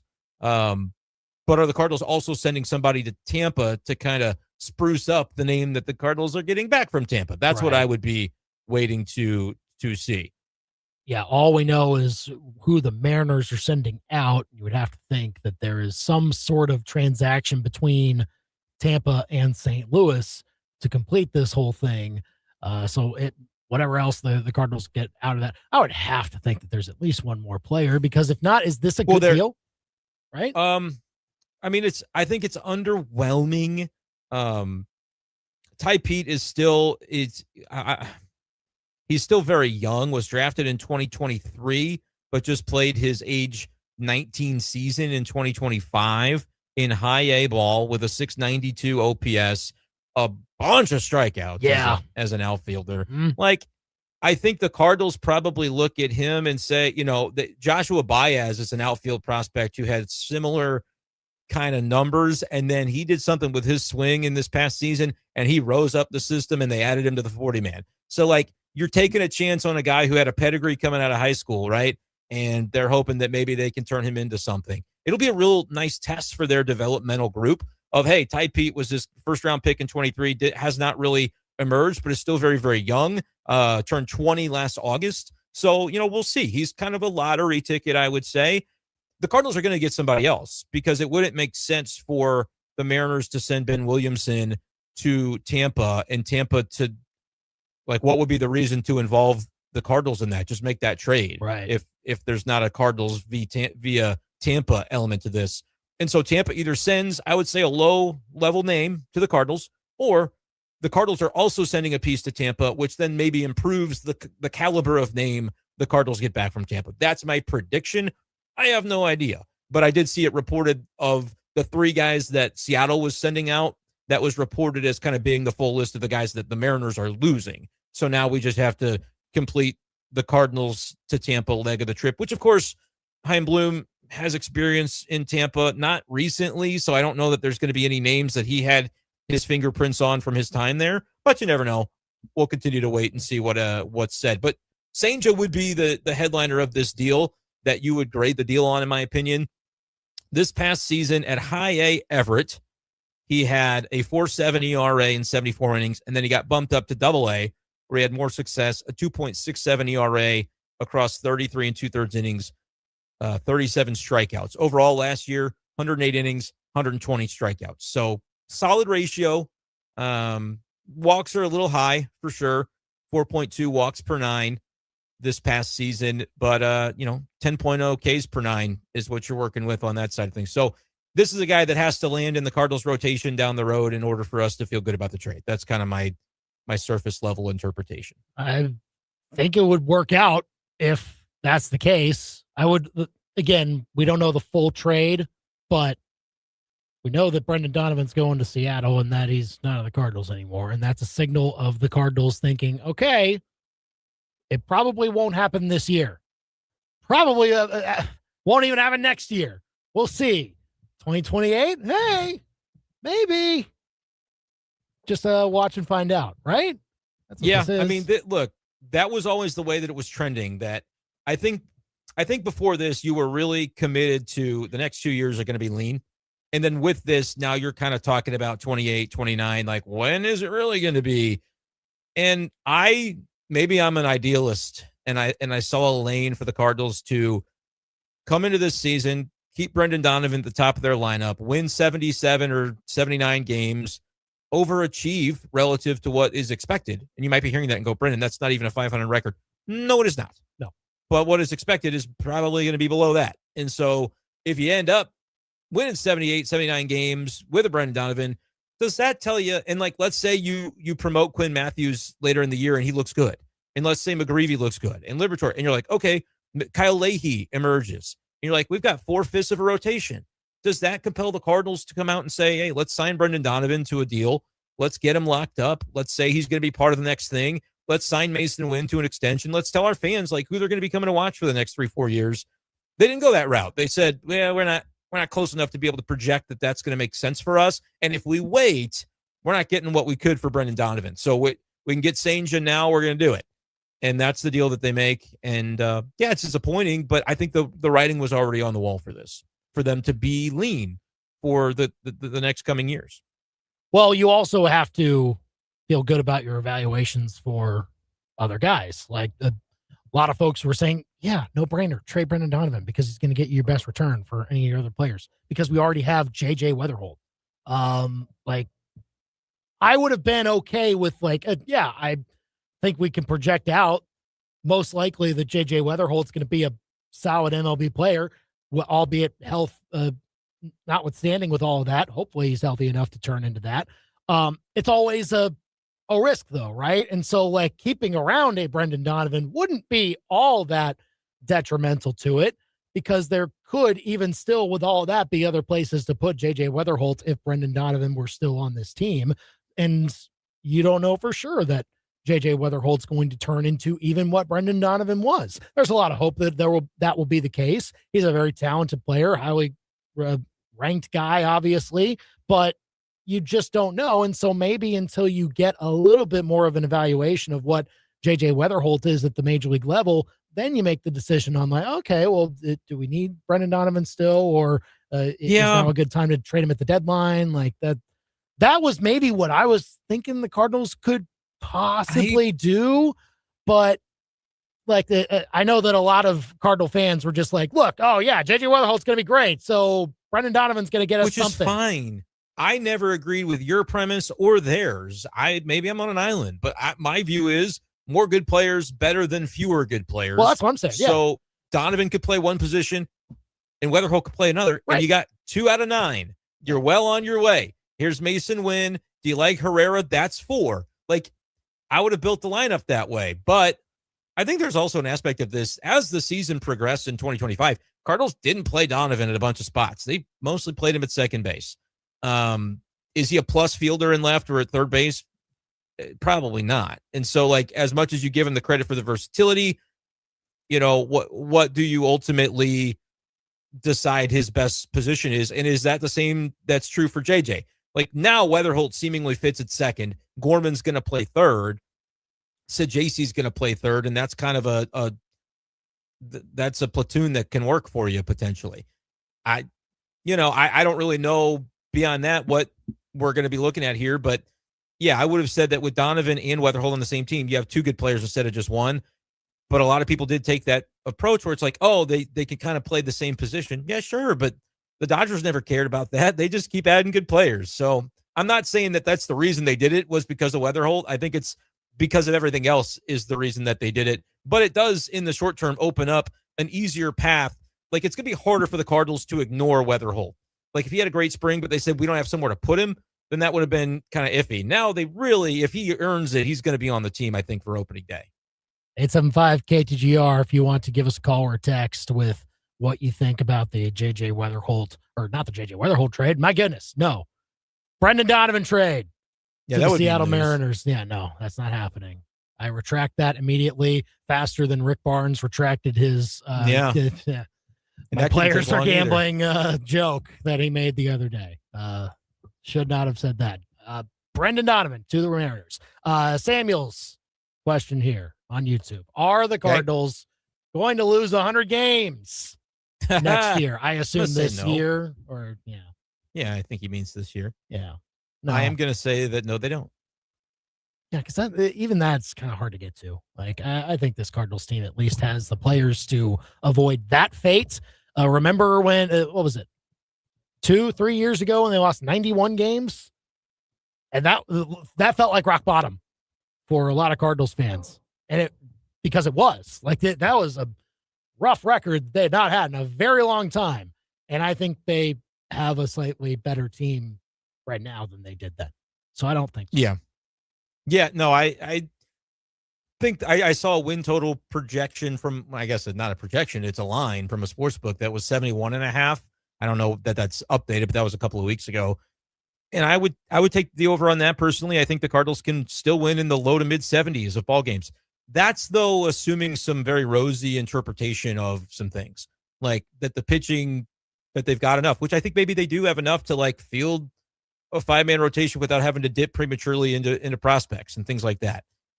Offensively, it's going to be interesting to see, but like I could still form you a lineup that has some intrigue. It kind of depends, Andy, on what they want to do at the leadoff spot, if they want to go with the lefty or a righty up there. But let's say they're going to let, like, to me, it's either Mason Wynn or Victor Scott. And Victor Scott has a very low on base percentage, but he profiles as a guy that, man, if you could just get him to a requisite number, he could steal a lot of bases for you and be up there at the top. But like the Wynn version could be Wynn leading off, Burleson, Herrera, probably Gorman. You look for a right-hander. You don't have a lot of right-handers. That's where the Cardinals could still look to make a splash. But you get a little bit down lower, and you're going to have Victor Scott ninth, and Jordan Walker's going to be in there, and J.J. Wetherall's going to be somewhere in there now as well. And so there's still like 7/9 of a lineup that you kind of go, all right, let's see what that's all about. There's a rotation where, you like Liberatore and McGreevy. Dustin May, you signed him. Can you get Kyle Leahy to be a solid starter? Like, okay, you've got all those guys from the trades like Fitz and Dobbins that you brought in. Can Palante get back to what he was a couple of years ago? Like, there's a path to the Cardinals being not horrendous, but what's the upside beyond that this year? I don't know. There might not be a ton of it unless you get some real outlier performances from guys like Mason Wynn, who we know he's a stud defensively. Can he turn into one of the top players in the game by adding the offense to that? Can Herrera take a step forward and show what he is capable of over 160 games instead of half a season? Those sorts of things will determine where the Cardinals land, but I still think there's going to be some intrigue as we kind of find out who they are and then who they're going to be. Call or text us with your thoughts on the Brendan Donovan trade. 875-KTGR. Brendan Donovan going to the Seattle Mariners as part of a 3-team trade. The reports saying that the Cardinals at least are getting back switch pitcher prospect Durangelo Senja and Ty Pete, both of them former first-round picks by the Mariners within the last 3 years. So that is at least part of the return for the Cardinals. Maybe a little bit more. We don't know what Tampa Bay is sending away. We do know, according to Joel Sherman, that they're sending a prospect, Colton Ledbetter, as well as a Comp B draft pick as part of the deal. We just don't know where those pieces are heading. One of them's got to come to the Cardinals. Ledbetter is either another left-handed hitting outfielder, which the Cardinals have a million of those, or they would get the pick. I would think the Cardinals would value the pick, given that Chaim Bloom is, trying to build this thing from the ground up. But we don't know which is going where. But Ledbetter and a pick, which is those competitive balance picks that you can trade. It's the only picks that are tradable in baseball. And so we'll end up seeing where that all is heading and put a bow on the deal. The medicals and all that stuff is still happening. So teams have not officially announced anything yet. But still more to unpack from it. And we want your calls and texts on the Brendan Donovan trade. 875-KTGR here on The Big Show. We'll talk more about that. We'll talk more about Super Bowl week as that gets underway in the Bay Area. All coming up here on The Big Show, KTGR. The Big Show with Andy and Brendan continues next on your total sports station, KTGR. Paradise doesn't have to be far away. Sometimes it's a quiet walk through a state park. Sometimes it's your favorite takeout and a night in. At Shangri-La, we believe that cannabis belongs in those everyday moments, not as an escape, but as part of living well. That's why we offer 20% off select category every day, plus 20% off store-wide every Sunday. Thoughtful products, honest guidance, real value. Shangri-La, discover paradise. Learn more at ShangriLaDispensaries.com. Hey, this is Lisa Stofan. Heard the Mark Patrick weight loss hypnosis hype? Well, I attended because my father stopped smoking with hypnosis. Hypnosis eliminated my desire for soda and fast food, made me want to exercise, and I lost 60 pounds in 6 months. My energy level exploded. I went to another session to deal with some other problem foods, and I lost another 10 pounds. In fact, I brought my husband, and he lost weight, and his cholesterol and blood pressure improved. My friend lost 20 pounds her first 2 months. Oh my, what are you waiting for? Lose the weight or stop smoking with Hypnosis Guaranteed, only $59.99. Hypnosis designed to destroy unwanted cravings, late-day eating binges, boredom eating, stress eating. That's right. Hypnosis Tuesday, February 3rd at the Capitol Plaza Hotel and Convention Center in Jefferson City, or Wednesday, February 4th at the Holiday Inn Columbia East in Columbia. Weight loss hypnosis 5:30. Stop smoking hypnosis 8 o'clock. Register at markpatrickseminars.com. As we get into the heart of basketball season, 1851 Underground Tap and Grill wants to remind you whether you need a place to grab a bite after a local high school or college game, or you want to plop down with some friends and watch some of that college conference action on TV, they've got a spot for you. Your favorite cold beer or cocktail and delicious appetizer or dinner options on the menu. Check them out on Facebook or at 1851underground.com. It's no secret that it is underground. 1851 Underground Tap and Grill in the historic Brick District, downtown Fulton. Hi, we're Midway Electric. Late winter is the smart time to take a look at your electrical system before spring projects and new power demands put extra strain on it. If your panel is outdated, breakers trip often, or you're planning major upgrades, now is the time to make sure your system is ready. From panel upgrades and repairs to efficient lighting and future-ready electrical solutions, Midway Electric helps keep homes and businesses safe, reliable, and prepared for what's next. Midway Electric, powered by people with pride. MidwayElectricInc.com. Another winter inside, looking at the snow in your yard that you can't write your name in because you didn't order your new deck from Crutch's Custom Exteriors in time. Don't look ahead to spring cleaning. You're ready for spring peeing and April showers with Freedom Stream powers off your new Crutch's deck. They can build your pee platform in the winter so it's ready for you to splash your autograph in any springtime snow that's left. CrutchesCustomExteriors.com. True beauty is on the outside. Honey, he says we're in legal trouble and we're going to lose our retirement. We have to get to a crypto ATM now. This can't be right. It's not right. I'm Attorney General Catherine Hanaway. We've received reports of devastating new scams involving crypto ATMs. Let's report this. We're here to help. Report suspected fraud at 800-392-8222 or visit ago.mo.gov. Sponsored by the Missouri Attorney General's Office. Your daily fix of local sports lives here. This is The Big Show on KTGR. Again, big news for the Cardinals. This was the big trade that was most likely coming down the pipe, and now it looks like it will be. Brendan Donovan to the Seattle Mariners. I'm scared as an Astros fan now that he's a Mariner. That's tough. Mariners going to be really good this year. That's their lineup. pitching is silly. Their lineup is silly. They're going to be tough. Yeah.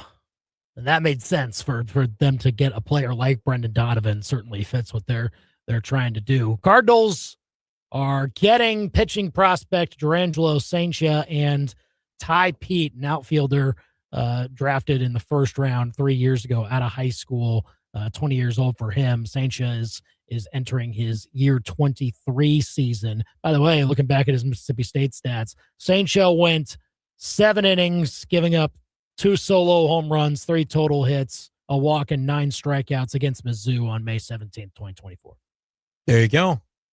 It wasn't that long ago. No, it was not.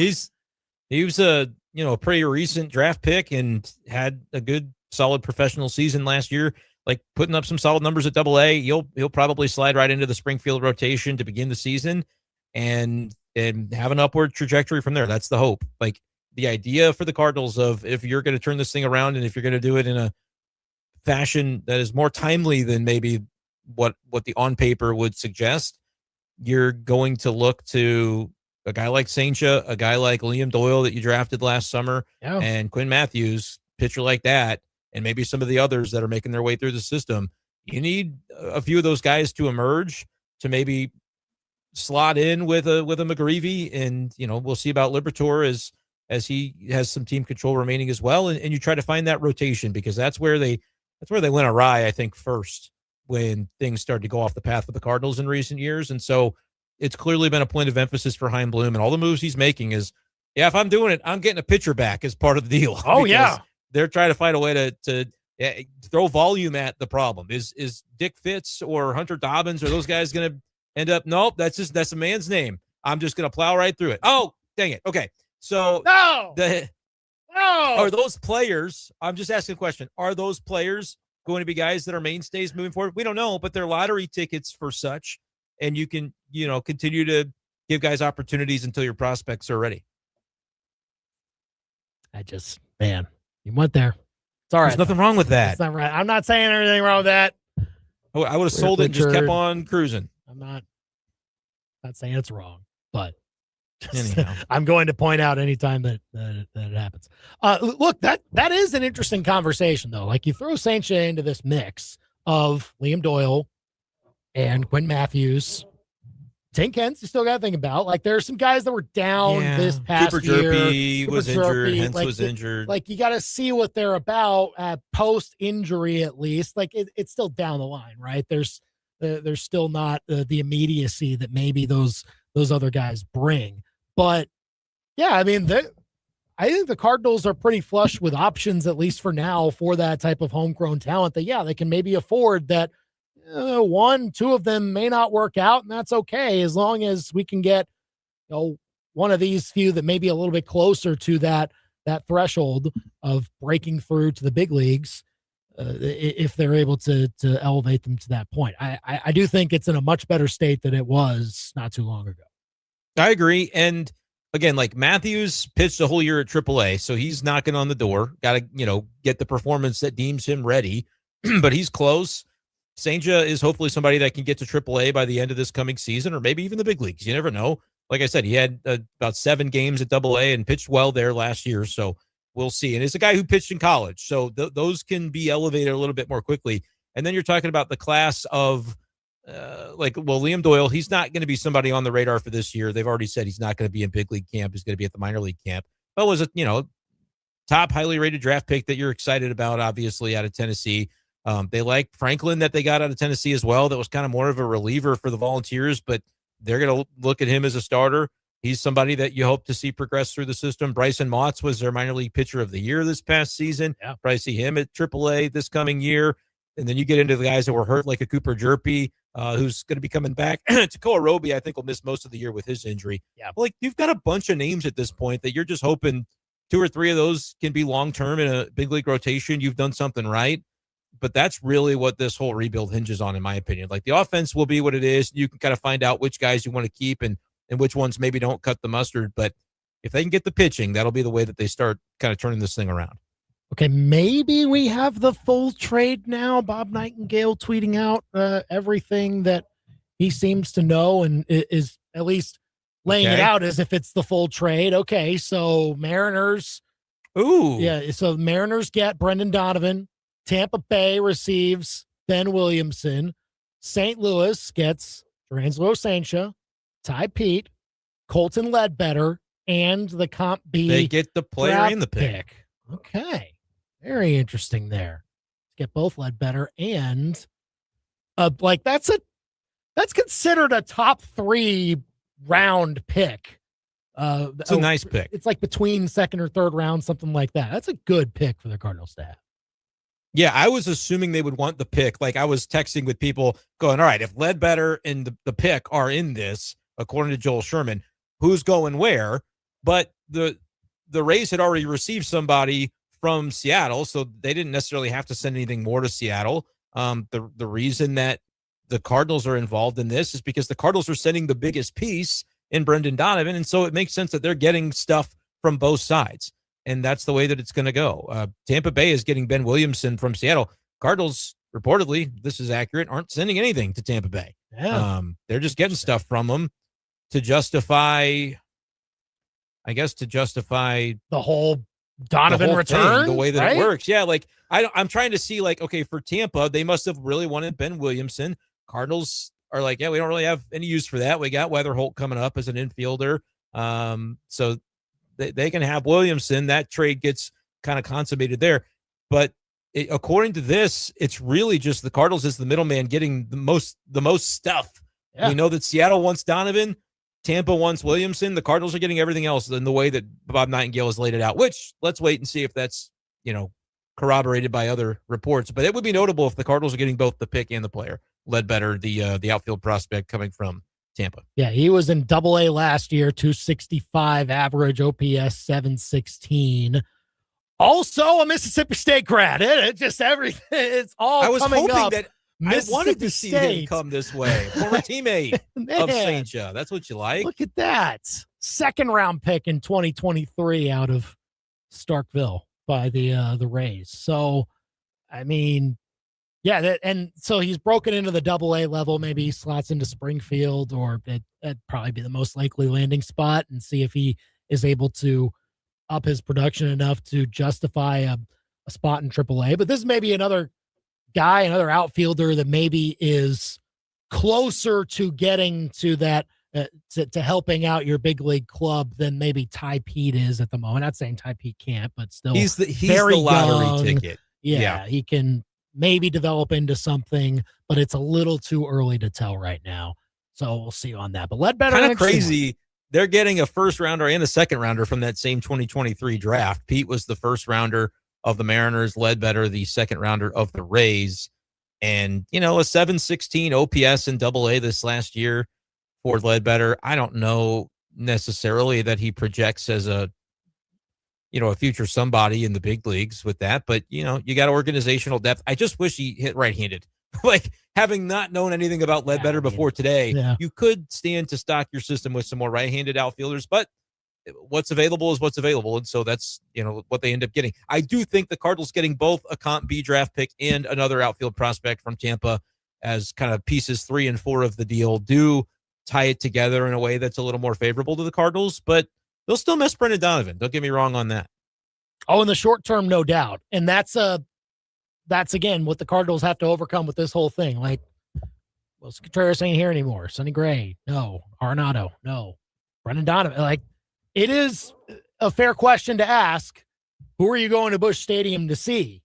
Mason Wynn is still a very good, young, energetic, talented guy that the Cardinals can put front and center on all their marketing materials and be like, hey, Mason Wynn, it's our shortstop of the future.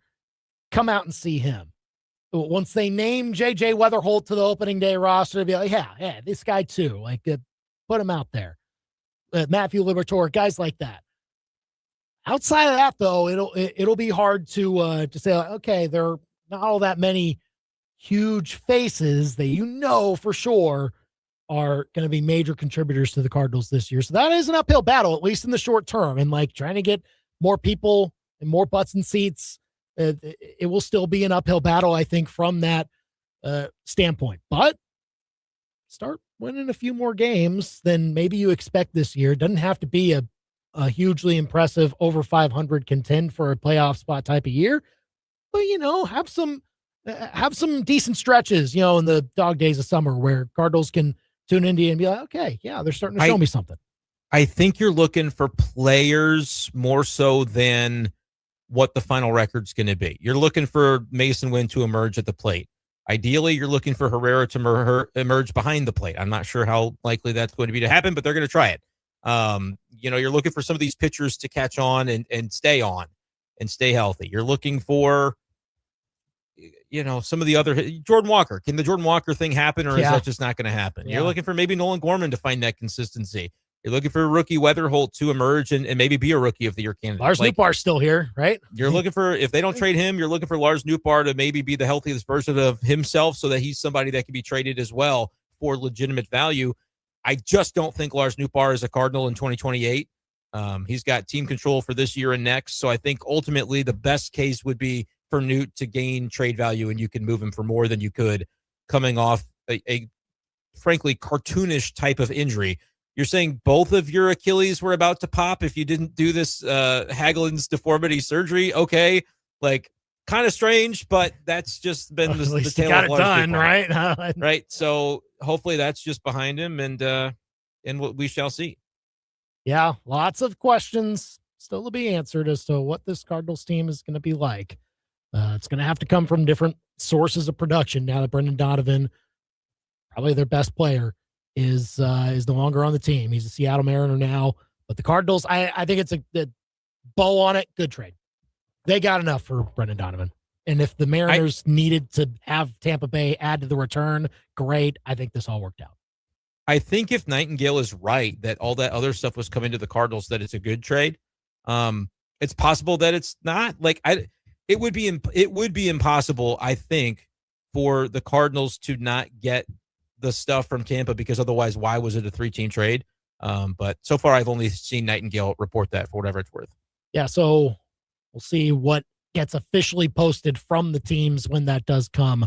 But the Brendan Donovan trade getting finalized as he heads to Seattle after spending 4 big league seasons with the St. Louis Cardinals. 875-KTGR to get your thoughts in on the Brendan Donovan trade. Super Bowl week. We'll talk about the storylines that we'll be talking ad nauseum about during this whole week as the Patriots and Seahawks get ready for Super Bowl 60 here on The Big Show. Now, your local Sports Center update on your total sports station, KTGR. Good evening, I'm Andy Humphrey. This Sports Center update is with Lee's Tire Company. If it's round and rubber, Lee's sells it. Go to leestirecompany.com. No official word yet, but the Cardinals in the Brendan Donovan trade appear to be getting 4 pieces from the Mariners and the Rays. According to Bob Nightingale of USA Today, St. Louis is receiving pitcher Gerangelo Sancia, outfielder Ty Pete, outfielder Cole Ledbetter, and a comp B draft pick for Brendan Donovan, who is heading to the Seattle Mariners. Tampa Bay, meanwhile, getting third baseman Ben Williamson from Seattle. Donovan this past year was an all-star player, hitting .287, 32 doubles on the season with 10 home runs and over 50 runs batted in after 4 seasons in the big leagues with St. Louis. Mizzou men's and women's basketball defeated Mississippi State over the weekend. Mizzou men won 84-79 on Saturday. Mizzou women won their game 88-80 in Starkville yesterday afternoon. Mizzou women's hoops, their next game will be on Thursday night at Arkansas at 6:30. Mizzou men are off in the midweek. Their next one will be on Saturday afternoon at noon at South Carolina. Now your ABC 17 Storm Track forecast.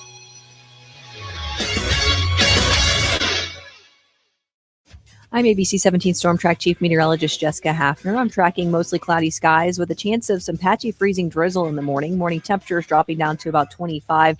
Tomorrow is cooler. We'll see high in the low 30s. Wednesday, we'll have some cloud cover in the morning. Temperatures in the upper teens to around 20 with highs in the low to mid 30s.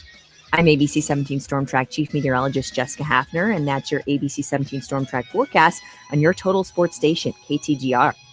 The foundation is set. Missouri knocks off the #1 team in the nation. The frame is built. On the run, Mitchell for the flush, Missouri by 20. And the gates, the habits, the response to detail, the execution, all that stuff matters. Are open. Drives right baseline to the rim, jams it as he hangs and got fouled. This is your radio home for Mizzou basketball. Cruz, here comes the 3. Bang! He splashed it home. Mid-Missouri's total sports station, KTGR. Hi, everyone. Andy Humphrey here for Lee's Tire Company. That is where I go for all things tires. When I needed new tires on my 4 wheels, it was finally time. I had held out long enough. I went to Lee's Tire Company because they're the experts in mid-Missouri. They've got such a large selection. They probably have it in stock if you go and show up. And they also have a full catalog online that you can shop for tires there, find the specific one that's right for you, and get a great deal on it. They run specials each and every month to help put money back in your pocket. So look, it's wintertime. Going to be some slick roads here in our near future. So head into Lee's Tire Company if you want to change out and get snow tires, or if you want just some all-weather tires that you can use year-round. Head into Lee's Tire Company. They've got a location on the Business Loop in Columbia, a larger location at University Garage by the MU campus. They're also located in Centralia. And, of course, shop online anytime at leestirecompany.com. If it's round and rubber, Lee's sells it. leestirecompany.com. Your foresight is so good, you can practically see into the future. But fortune telling isn't the career path you want to take. Instead of predicting people's futures, you can help build them at Fuse 32. Because you recognize things before they can even become problems. You love the thrill of success and getting paid for it. All that's left to do now is look into that crystal ball and see yourself on the sales team at Fuse 32. There's nothing we can't do. Apply now at Fuse32.com. It was 1 p.m. on a Monday when the phone rang. Brian Ware Plumbing and Restoration answered the call. It was a panicked family with a mouse problem. Well, a mouse/plumbing problem. Their toilet was more backed up than the connector at 63 and I-70. But Brian's team eventually plucked out the problem. It was a mouse, but like the computer kind, which the family then asked if they could keep afterwards. We didn't ask why. Better call Brian and unplug your plumbing problems. BrianWarePlumbing.com. Okay, the limb is hanging over the driveway. I need this pruned. Oh, call the electrician. An electrician? Yeah, or maybe your HVAC guy. You've officially lost it. I need an expert in the right field. Fine. Call that lawn company. They mow and prune. Yeah, they also scalped your yard last summer. When it comes to trees, trust the experts who actually know trees. Ones that are trained and educated for pruning, planting, and removals done right. Call Eric at Advanced Tree Solutions, your tree's best friend. AdvancedTreeSolutionsLLC.com. Lose weight or stop smoking with hypnosis. Only $59.99 guaranteed or your money back. Stop smoking without cravings, irritability, or weight gain. That's right. Don't just cut down, but stop smoking once and for all. Also lose all the weight and let Mark Patrick Hypnosis destroy unwanted cravings. Hypnosis Tuesday, February 3rd at the Capitol Plaza Hotel and Convention Center in Jefferson City, or Wednesday, February 4th at the Holiday Inn Columbia East in Columbia. Weight loss hypnosis 5:30 p.m. Stop smoking hypnosis 8 p.m. Step into a real-life snow globe with Zimmer Communications and Colette Travel on this 9-day European vacation. Stroll Prague, Dresden, Vienna, and Budapest. From castles and cathedrals to twinkling market stalls. Sip warm Glühwein, shop handcrafted gifts, and even visit a family-run candy workshop. Learn more by joining us in Colette Travel Tuesday, March 17th at 5:30 at Courtyard Marriott Columbia on Lamone Industrial Boulevard. RSVP today at ZimmerCommunications.com. The best local sports talk around on your ride home. You've got The Big Show on KTGR. Here on The Big Show, KTGR and the KTGR app. Obviously, lots of Cardinals talk today. Get your thoughts in on the Brendan Donovan trade. If the reports are right, if Bob Nightingale, in fact, is right, Cardinals did well. If you ask me. And we'll see what the players turn out to. Saincha is the one that you hope is definitely the key piece, and we'll see on everything else. It'll be hard to say goodbye to Brendan Donovan, though. I mean, fan favorite and for good reason. Like, played hard, played like really well in some key spots, and yeah, it's not a huge blow. I mean, I bet it is a huge blow to the clubhouse. Actually, it's a heart and soul type of guy. Now he's out. Yeah, you're gonna miss him. I mean, I was totally pie in the sky, thinking, hey man, maybe the Cardinals can do a little better than they thought they would this year. Sign him and everything's kumbaya. But this was going to be the one that hurt. I think the reported package, I think, is a strong one. You know, you've got the pitcher to headline it. You've got some position player prospects. Both of them happen to be outfielders that maybe have some upside. Maybe they fill out your system a little bit at the lower levels. And then you're getting a draft pick, which I think you would love to see, kind of the new regime get their hands on. I think it's largely a solid prospect package. And we'll see if any or how many of those guys end up turning into something for the Cardinals down the road. So very clearly we know the direction, but we'll see how it looks like for 2026 and the results. You can, of course, hear every Cardinals game for free here on KTGR. So keep that in mind when you're trying to figure out your way to consume the Cardinals. All right. Super Bowl week. Roger Goodell's talking. I think he's getting asked about, Bad Bunny and the Epstein files and whatnot. Those aren't really the Super Bowl storylines that we're all interested in, I suppose, I think.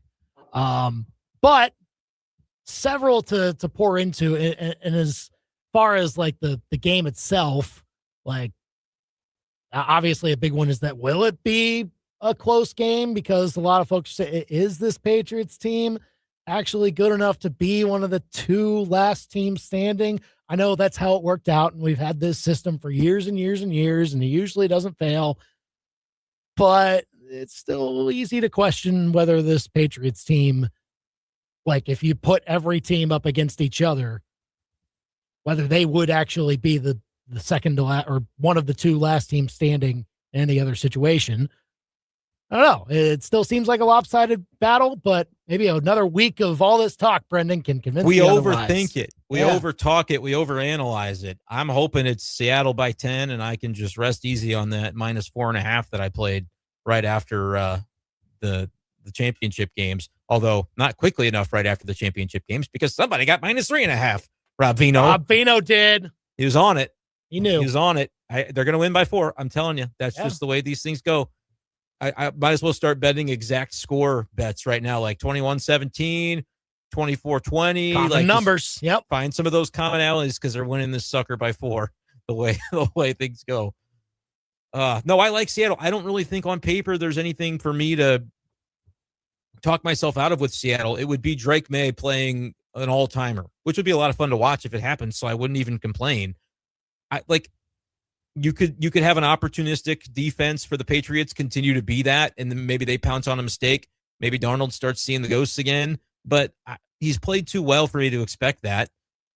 There's a path, though. I mean, Darnold throws a pick because you go, whoa, what happened there? It's light's too bright. Ken Walker fumbling. I'm always looking out for that possibility. There could be that angle where May plays really well. The Patriots defense gets a couple of turnovers and wins a turnover battle, and they win a close one. That could happen. But I really think Seattle is so well-rounded and so well-coached that they're going to be a tough out in this one. It's maybe the only path to victory for the Patriots. If you ask me, the turnover battle, they wouldn't have won it. They wouldn't have won it at Denver without that. They wouldn't have had such a convincing win, at least against the Texans, without that. It's fair to question whether they need to get to like a requisite number of those takeaways in this game.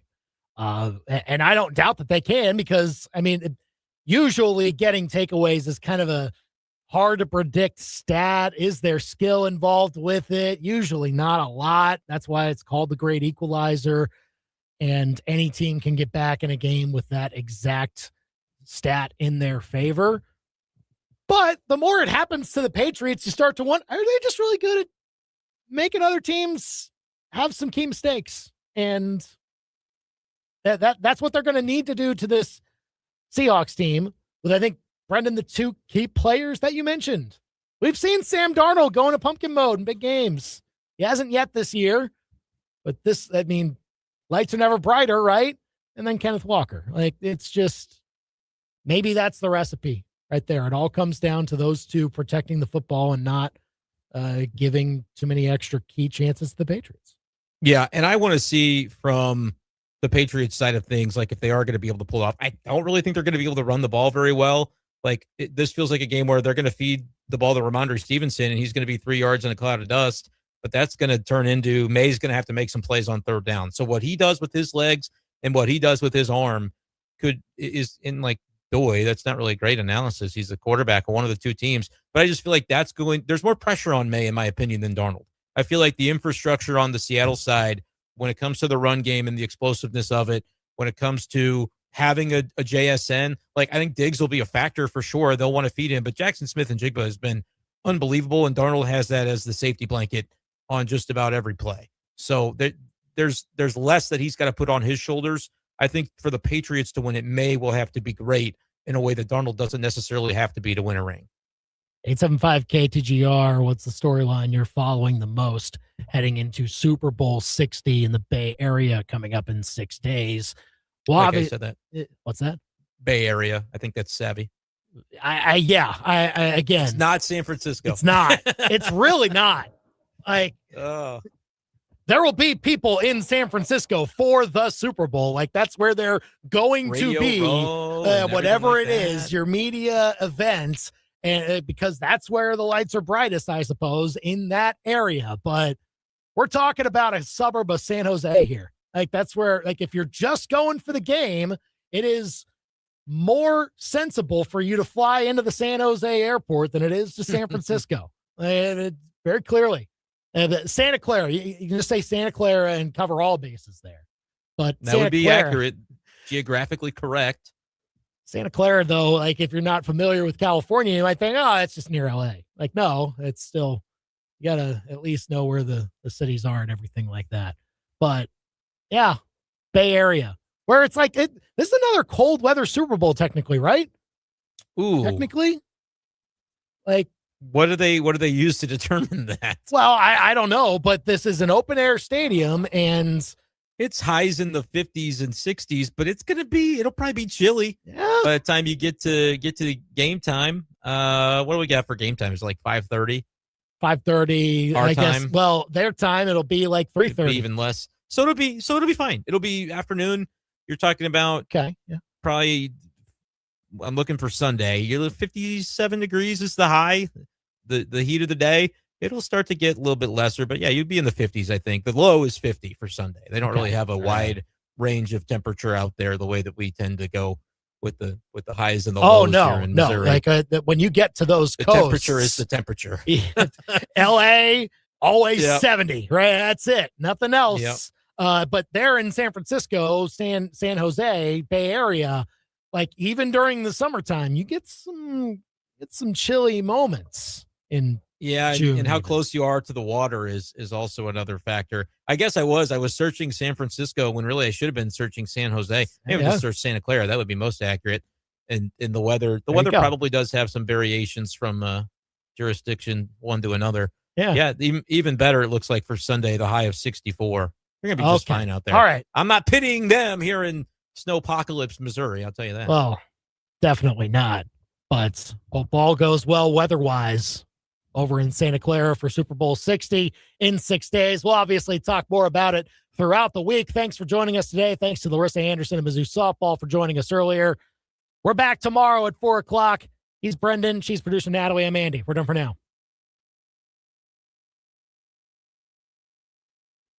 Lila.